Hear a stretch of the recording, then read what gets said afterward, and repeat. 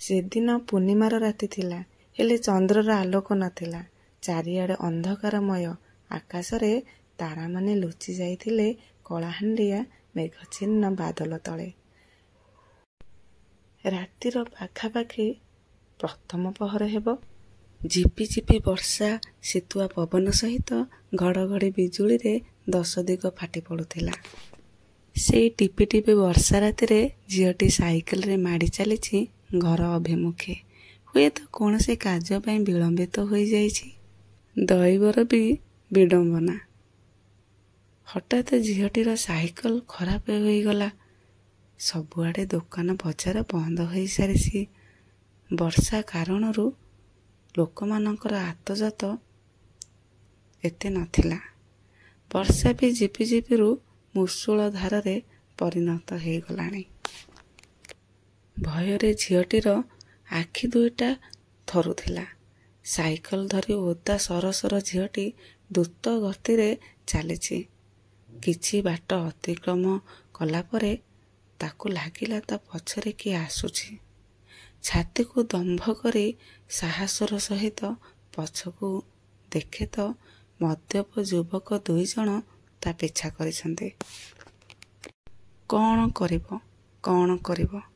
ଅନ୍ଧାର ରାତିକୁ ବର୍ଷା ବି ଦାଉ ସାଜିଛି। କିଛି ବୁଦ୍ଧି ବାଟ ଦେଖାଗଲାନି ଝିଅଟିକୁ। ସାଇକେଲକୁ ଫିଙ୍ଗି ଦେଇ ଧଇଁ ସଇଁ ହୋଇ ଦୌଡ଼ିବାକୁ ଲାଗିଲା।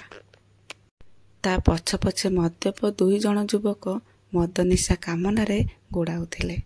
ଝିଅଟି ଦୌଡ଼ି ଦୌଡ଼ି ଯାଇ ବାଟରେ ଥିବା ଥାନା ଭିତରକୁ ପଶିଗଲା।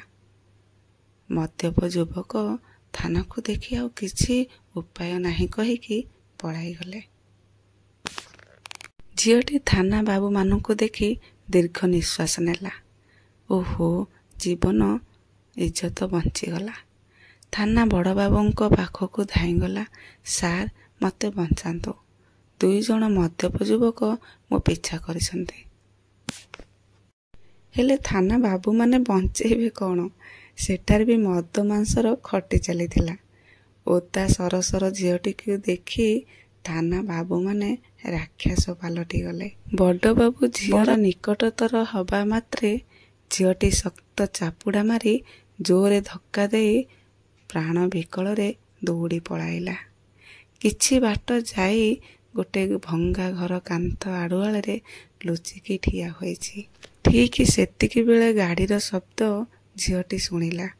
ଲୁଚିକି ଦେଖେ ତ ଜଣେ ପୋଲିସ ବାବୁ ତା ଆଡ଼କୁ ଆସୁଛି।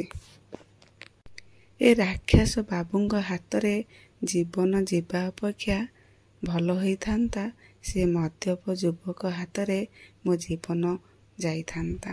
ଝିଅଟି ଲୁଚି ଲୁଚି ଦୌଡ଼ିକି ଗଲାବେଳକୁ ପୋଲିସ ବାବୁ ତା ହାତ ଧରିଥିଲେ। ହେଲେ ଥାନାରେ ଯେଉଁ ବାବୁମାନଙ୍କୁ ଦେଖିଥିଲା ସେମାନଙ୍କ ମଧ୍ୟରେ ଏ ପୋଲିସ ବାବୁ ନଥିଲେ। ଝିଅଟିକୁ ବିଶ୍ୱାସ ଦେଇ ଇଜ୍ଜତର ସହିତ ଘରେ ନେଇ ଛାଡ଼ିଲେ ପୋଲିସ ବାବୁ। ବର୍ଷା ପବନ ଥମି ଯାଇଥିଲା। ପୂର୍ଣ୍ଣିମାର ଜହ୍ନ ଆଲୋକରେ ଆକାଶଟା ନିର୍ମଳ ଦିଶୁଥିଲା। ପୋଷାକ ଗୋଟେ, କିନ୍ତୁ ପୋଷାକ ତଳେ କିଛି ରାକ୍ଷସ ଅଛନ୍ତି, ଆଉ କିଛି ଭଗବାନ ରୂପୀ ମଣିଷ ଅଛନ୍ତି। ଆଜି ବି ମାନବିକତା ବଞ୍ଚିଛି।